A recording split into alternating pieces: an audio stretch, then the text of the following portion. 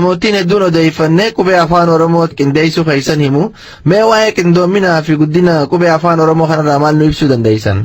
Ani biyya Misra gaafan jiru wannin arge madrasaa takkaa jira madrasatul alfsun jedhanii madrasaa afaanii jechuudha. Achi keessa ka jiru kan akka afaan Amaaraa duuba nun afaan bal'aan biyya keessa jiru akkamitti itti seenuu dhabee jedhee gaafannaan afaan Oromoo qubeen qabu. Afaan qubee qabu malee asin seenuu jedhan. Akkasittan gaakirraa afaan Oromoo kanaaf qubee kaayuu jalqabee karaa hedduu tattaafata guddaa godhe dura afaan Arabaatiin oduun akkatti kanatti jiru Somaaleen afaan isiitiif qubee keesse.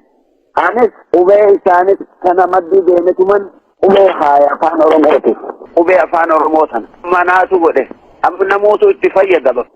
Isin duraas fuuldura biitti haa tolu hayyuun Oromoo warri akka Sheekh Bakrii Saphaloo afaanis qubee afaan Oromoo tan ammaa tanarraa xiqqoo addaa tolchanii guddina afaan Oromootiif gumaachuun isaanii ni yaadatama. Ta'ii isaan tolchan san fa'aa olaaltanii? Laaleen jira isaanillee erganii jirani. Isaanii sun buutara godhuu fi waan haala kaatibaa tolchuu fi kan waa hedduutti haajamti. Nuti oguma garteetiin jirtu sana akkatti dalagatuu dandeenyu kaniifan afaan laatiin irraa tolche ani qubee afaan Oromoo jedhe. Akkasitti qubee sanii waa hedduu katabuu barreessuu keessattuu tafsiira Qur'aanaa kan raadiyoo nama qilchoo irraa gallachiisan harfi Oromoodha. Ani fura afaan Oromoo kan jedhu katabeen jira. Lolli gaafa san biyya Somaalee fi Amaara jidduu jiraatu ture. Mangisti Somaaleetti himee kanaan durallee afaan Oromoo isintu raadiyoona seensise. Uummanni Oromoodhaa afaan fi katabuudhaaf tattaafatti jira. Mee kitaaba furaa afaan Oromoo jedhu kanin an tolche kana muxabbaadha ol ergaan jeen biyya sanitti. Akkasitti xabba'anii biyya Itoophiyaatti Hararitti ol ergan. Haa ta'u kitaaba furaa afaan Oromoo jedhu. Agarraan Oromoo dhaga'ullee feenu. Oromoo nuti dirree waraana finne asitti Maqdishoo keessatti Sheekh Rashaad jiraachisa. Akka kitaaba san gubdanii nama allafellee nu ajjeeftan. Idda duubaan waraane jedhanii Ziyaaditti himan. Yoo kitaaba san gubuu baattee nama san ajjeesuu baatte ashkarri kiyya ati deemi lolanii na himani. Duuba waan askara kiyya lola dhaab akkamitti itti na seensiftan jedhee natti erge. Waa kan qabuun je'eenan mee jara san gaafadhuun je'een Somaalee arrabsa Amaara Faarsaa jee gaafadhuun je'een gaafa isaan deebi'an.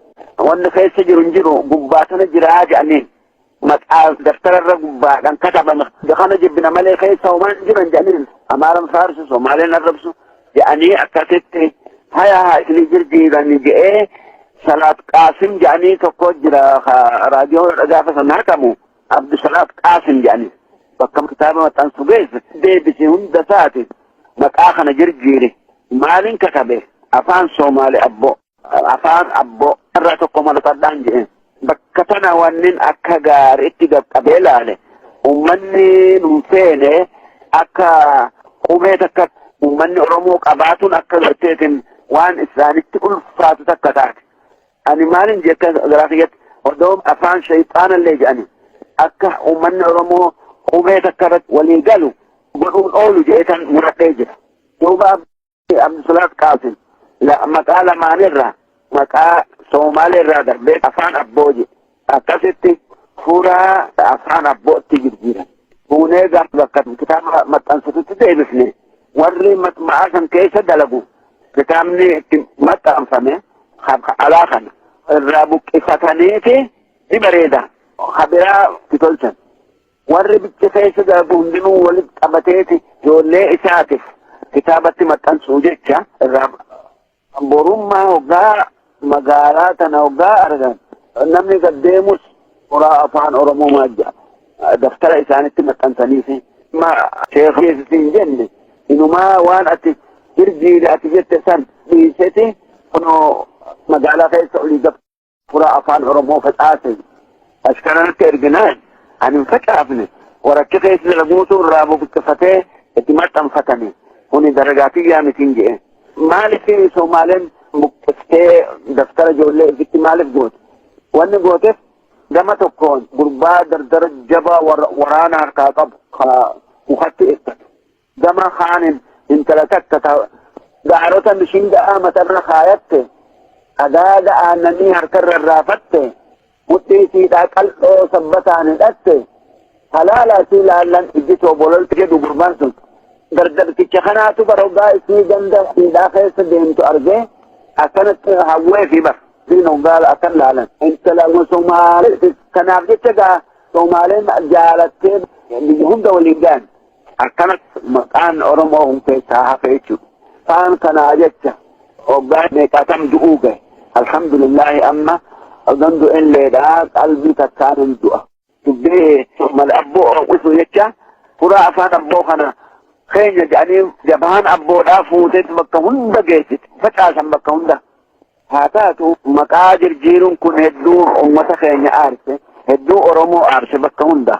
Akkamitti Somaaleen maqaa keenyallee jirjiirti dachii keenyallee jirjiiruuf deemti yani hedduu dubbatanii haa taatu wanni rabbiin je'een oolamu harfii kana of dirree baasuun akkuman afaan Oromoo kana raadiyoona seensisee afaan kun raadiyoona hin cabsu jecha mirkaneessisanitti Oromoon akka qubee takka ta irratti walii galan ta Oromoo tan jedhamtu san akka godhattu sanillee alhamdulillah rabbiin na milkeesse ummanni keenya har'a qubee teenya jedhanii qubee ni qabna jedhanii dhaaddatuu qaban biyya alattillee biyya keessattillee.